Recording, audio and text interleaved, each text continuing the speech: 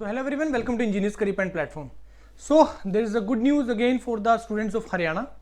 Haryana public service commission ने जो public health के लिए असिस्टेंट इंजीनियर की 50 वैकेंसीज के लिए शॉर्ट नोटिफिकेशन निकाला था on the day of new year 1 जनवरी को.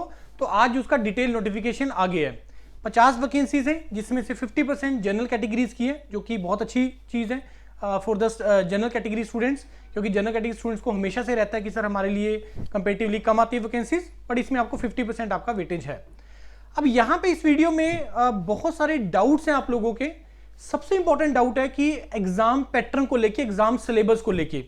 इसमें एक पैराग्राफ है तो मैं उसको मैं आपको दिखाऊंगा कि वहां पे इंजीनियरिंग सर्विसेज की बात हो रही है, फिर नीचे कुछ एक्सप्लेनेशन भी दिया हुआ है, तो उसके बारे में डिस्कशन करेंगे. ऑल्दो कि मैं उसका एक वीडियो अलग से भी बना दूंगा कि जिसमें सारा क्लैरिटी भी हो जाएगा कि आपका जो एग्जाम पैटर्न है और जो सिलेबस है इसमें क्या रहेगा, राइट. तो इसका जिसने भी प्रिपरेशन करना है वो गूगल फॉर्म फिल कर दीजिए. स्क्रीनिंग टेस्ट मेंस सारा तैयारी करेंगे, जो भी इसका रिक्वायरमेंट है, जो क्लैरिफाई करेगा एचपीएससी फ्यूचर में, तो वो सारा डिस्कशन हो जाएगा उसके ऊपर. बाकी प्रिपरेशन आप लोग कर सकते हैं, चाहे आप किसी भी ब्रांच से बिलोंग कर सकें. अब ये जो है public health engineering department Haryana का ग्रुप बी की सिविल इंजीनियरिंग की वैकेंसीज है. अब इसमें टोटल जो आपका वैकेंसीज आया है वो टोटल आपका 50 वैकेंसीज हैं, जिसमें से अनरिजर्व की 25, total 50 vacancies. Segregation category wise इस तरीके से ओएससी, डीएससी, बीसीए, बीसीबी, कितना वैकेंसीज है, कितना बैकलॉग है, सारा डिटेल में मेंशन्ड है. फॉर्म फिलिंग जो स्टार्ट होगा वो 13 जनवरी से स्टार्ट होगा. लास्ट डेट इसको अप्लाई करने का 12 फरवरी होगा शाम को 5 बजे तक. उससे पहले पहले आप लोग जो है अप्लाई कर लीजिएगा. उसके बाद कैटेगरी वाइज बाइफर्केशन, ये सारे इंपॉर्टेंट पॉइंट. अब जो इंपॉर्टेंट पॉइंट आप भी सुनना चाहेंगे about the exam pattern syllabus, मैं जल्दी से उसी के ऊपर ही आ रहा हूँ. एसेंशियल क्वालिफिकेशन आपके पास बीटेक होना चाहिए और medical standards, obviously medical standards आपके मीट होने चाहिए. यहाँ पे भी काफ़ी बच्चों को डाउट है कि यहाँ पे जो मेडिकल सर्टिफिकेट की बात हो रही है वो इनिशियली नहीं चाहिए आप लोगों को. वो आपको जब आपका फाइनल डॉक्यूमेंट वेरिफिकेशन होगा उसी टाइम पे रिक्वायरमेंट होता है मेडिकल सर्टिफिकेट का, या मेंटल हेल्थ से रिलेटेड या फिजिकल फिटनेस से रिलेटेड. उसके बाद आपका आ गया हिंदी चाहिए. सारे लोग एलिजिबल है जनरल कैटेगरी में, अदर देन हरियाणा भी अप्लाई कर सकते हैं जिसके पास भी 10th में हिंदी है या संस्कृत है, और हायर स्टैंडर्ड्स में किसी में अगर कहीं पे भी आपने पढ़ा है. उसके बाद आपका जो इंपॉर्टेंट पॉइंट है about the clarification on the exam pattern and the syllabus. अब age limit again 42 years general category के लिए 12 फरवरी 2026 से कैलकुलेशन होगा.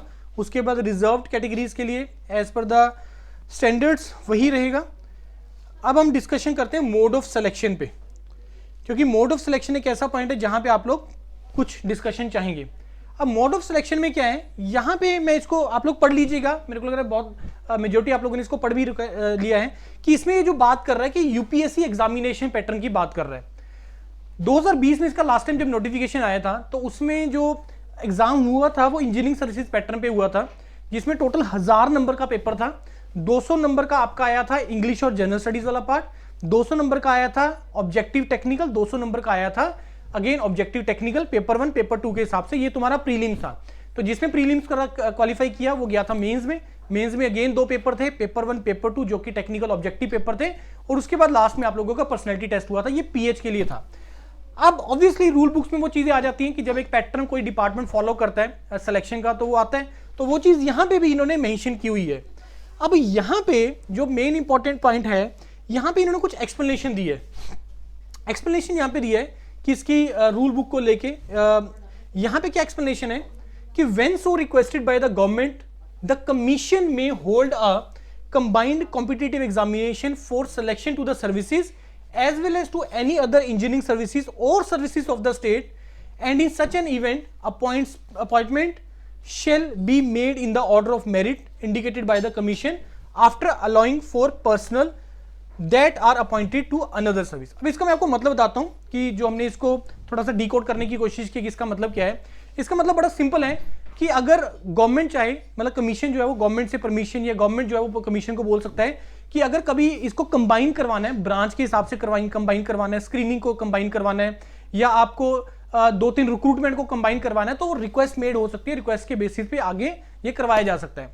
अब यहां पे स्टूडेंट्स को डाउट आ रही है कि सर ये ईएस पैटर्न पे होगा या जो नया जो एचपीएससी पैटर्न फॉलो कर रहा है स्क्रीनिंग टेस्ट का और मेंस का और इंटरव्यू का जो पैटर्न फॉलो होगा तो उसके हिसाब से करवाएगा. देखो अब यहां पे मेरा बड़ा सिंपल सा एक लॉजिक है यार, कि अगर सपोज उसको screening test, subject knowledge test और इंटरव्यू के पैटर्न पे नहीं करवाना होता, तो इस एक्सप्लेनेशन की क्या रिक्वायरमेंट थी यहां पे डालने में?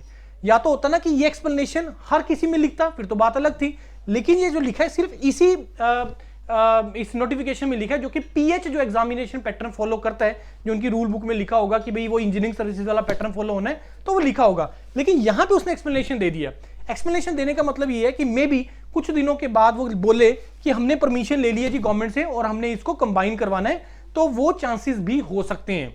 अब इसका एग्जैक्ट क्लैरिटी कि वो इस पैटर्न पे होगा या इस पैटर्न पे होगा, तो मेरे को जो लगता है कि ये जो पैटर्न फॉलो करेगा एचपीएससी, ऑब्वियस है यार 50 सीटों के लिए वो अलग से तो एग्जाम कंडक्ट नहीं करवाएंगे, नो डाउट उन्होंने 20 सीटों के लिए भी अलग से करवाए हैं। लेकिन क्योंकि ये सिविल ब्रांच के लिए 150 वैकेंसी वाला एक और है, और ग्रुप बी की अभी इलेक्ट्रिकल की भी आई है वैकेंसी। अब 2 नवंबर वाले पेपर वाले दिन क्या हुआ था, 2 नवंबर को ग्रुप बी की जितने भी 8-10 नोटिफिकेशन थे सभी का स्क्रीनिंग कॉमन हुआ था। अब ये भी ग्रुप बी की है, इलेक्ट्रिकल की भी ग्रुप बी की है, और जो 150 वैकेंसी पीडब्ल्यूडी और पंचायत राज वाले अदर आए हुए हैं उसमें भी ग्रुप बी है, और भी ग्रुप बी की मैं 1-2 वैकेंसी और दे रहा था। तो मेरे को लगता है इनका सभी का ये कंबाइन ही करवाएंगे। नो डाउट यहाँ पे जो 150 वैकेंसी वाला आपका है एई वाला, वो भी क्वेश्चन मार्क है, क्योंकि उसका पता नहीं अभी जजमेंट क्या आएगा, जिसका 18 या 19 के आसपास आपका हियरिंग है। तो अब उन सारी चीजों को ध्यान में रखते हुए इसका जो क्लैरिफिकेशन है बहुत ही जल्द कमीशन आपको दे देगा कि हम किस पैटर्न को फॉलो करेंगे।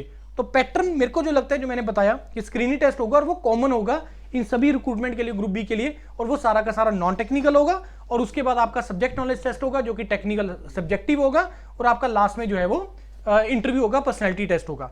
अब बहुत जल्द कमीशन इसको आपको क्लैरिफाई कर देगा कि हम लोग किस पैटर्न पे जो है वो इसको कंडक्ट करवाएंगे। बाकी आप लोग इसको अप्लाई कर दीजिए और इसका प्रिपरेशन आप लोग स्टार्ट कर सकते हैं। और नो डाउट हमेशा तब तक रहेगा जब तक इसका आपको क्लैरिफिकेशन नहीं मिल जाता है कमीशन की तरफ से।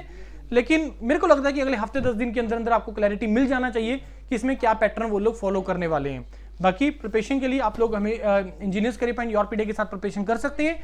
स्क्रीनिंग टेस्ट में अगर आप लोगों का पैटर्न नॉन टेक्निकल होता है, तो हम लोग जो है अभी जैसे एई का भी अभी एग्जाम होना है, स्क्रीनिंग का हमने एग्जाम करवाया था, this is the only platform जिसने करवाया स्क्रीनिंग का प्रिपरेशन और बेस्ट करवाया। बहुत अच्छे बच्चों के उसमें सिलेक्शन भी हुए, एडब्ल्यू में भी 7-8 सिलेक्शन हुई हैं, और बाकी एडीओ वगैरह में, ट्रेजरी वगैरह में भी बहुत लोगों का शॉर्टलिस्टिंग हुआ है।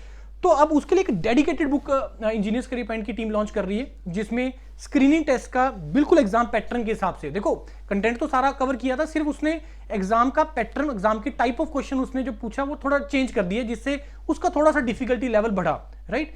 अब उसके हिसाब से बिल्कुल उस एग्जाम की रिक्वायरमेंट के हिसाब से जिस तरीके से उसने क्वेश्चन पूछे, हम एक्सपेक्ट कर रहे हैं कि आगे भी उसी हिसाब से वो क्वेश्चन पूछेगा।